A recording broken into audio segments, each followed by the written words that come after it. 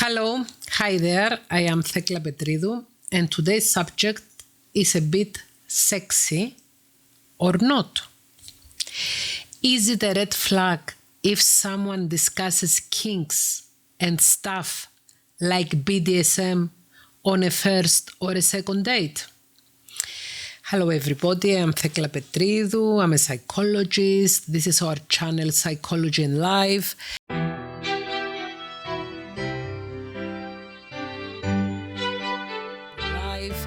And I have received this question. A lady emailed me and asked me about this guy she met online. She's 46, he's 48, and on the first date or second, he told her adamantly that he has specific likes or kinks on sex, and that he wants a relationship.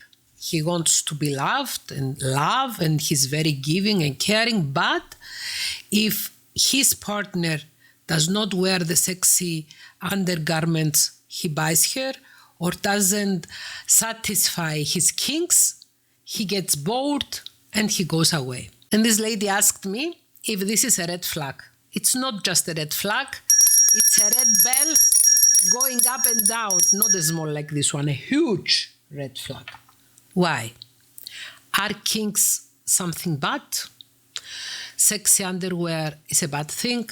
Should we marginalize and outcast people who are into BDSM or sexy underwears or any other kinks?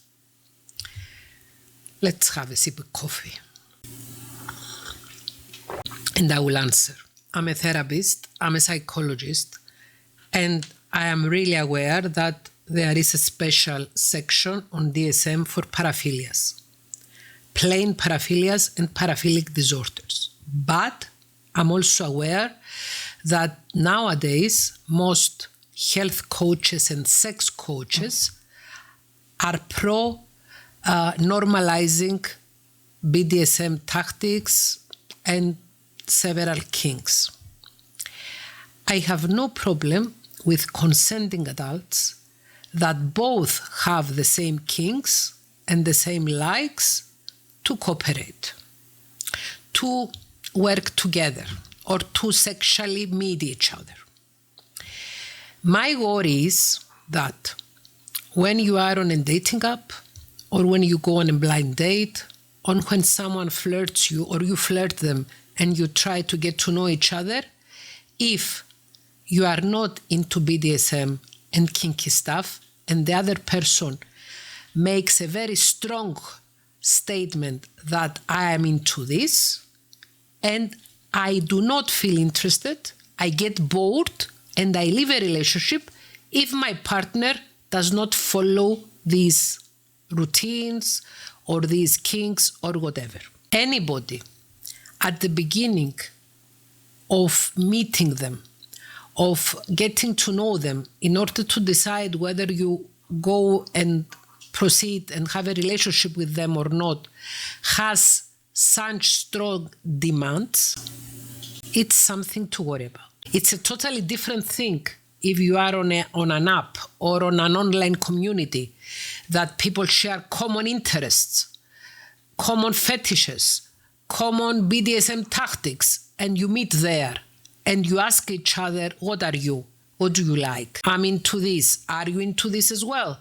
Would you like to discover together whether we match on this area? It's a totally different thing. But if you meet somebody on a mainstream dating app like Tinder, and right away on the first or second date, they start demanding sexual stuff that are their own choice or their own paraphilias, or their own kinks, and you know nothing about it, or you are not interested in it, and they demand that you follow them, unless if you don't follow them, in case you make a relationship with them, they will get bored easily and leave you. This is a big sign, a huge sign that you are looking for a relationship, and they are looking for someone to play their fantasies with. Of course, I am aware that there is an ongoing social, ideological, and scientific even discussion about normalizing some sex behaviors that in the past were thought to be bad.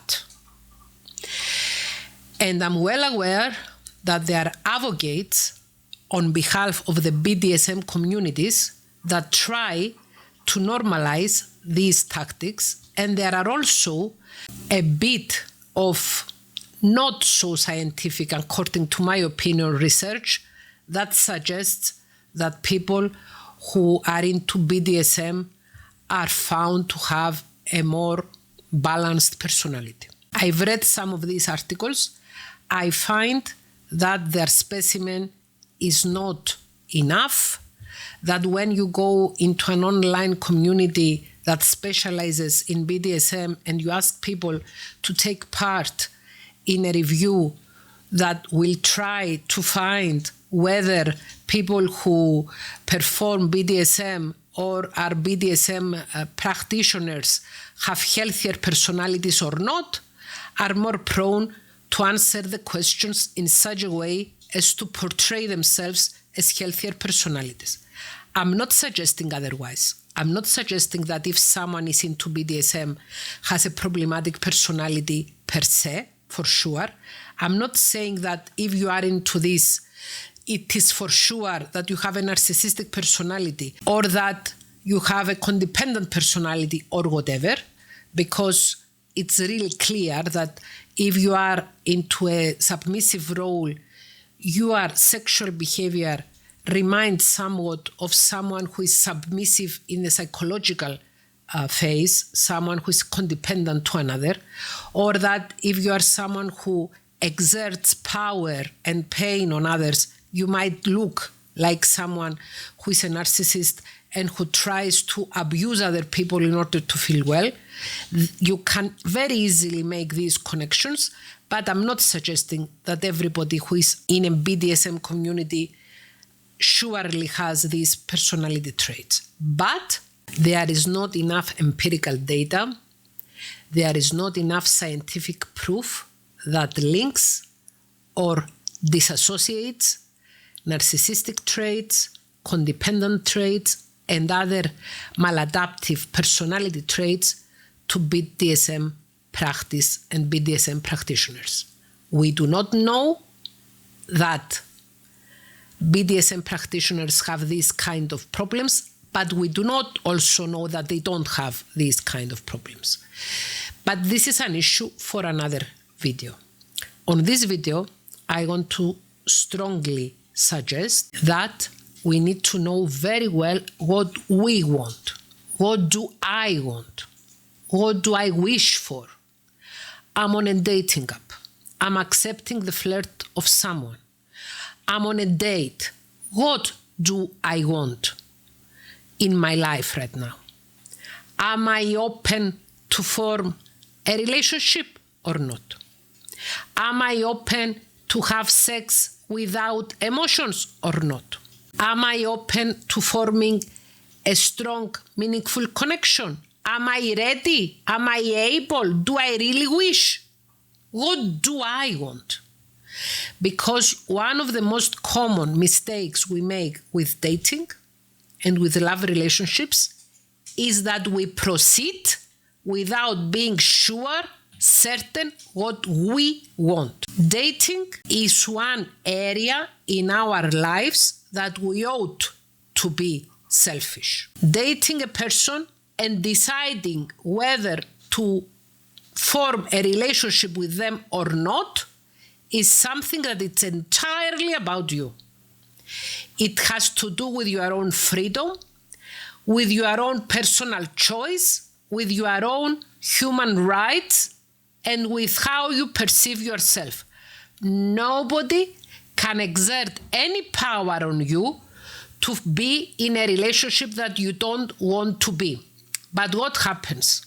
A lot of people have low self-esteem from the way they were brought up, because of past trauma, because of abusive childhood, because of past hurtful experiences in their love life, because they can no longer tolerate loneliness. So when they are on a date, they don't think about themselves, what they want, and if they like the other person or not, but what they think of is how will I make myself likable to this new person I meet?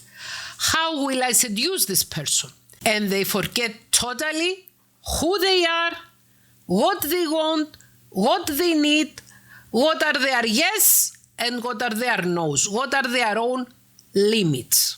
I know that loneliness can be excruciating. I know how lonely a person can become if they stay single for a long period of time. I'm not pretending, believing that the dating scene is glorious in the world today. I'm really very well aware of the difficulties in dating life nowadays. I'm well aware of the scarcity of people who are willing to commit, and I really know how difficult loneliness can be, how unbearable loneliness can be. But this is not a reason for us to yield in other people's demands. This is not a reason for us to enter another problematic relationship. When we choose a partner, we choose someone that we like. We choose someone that we like and that his or her personality we really admire.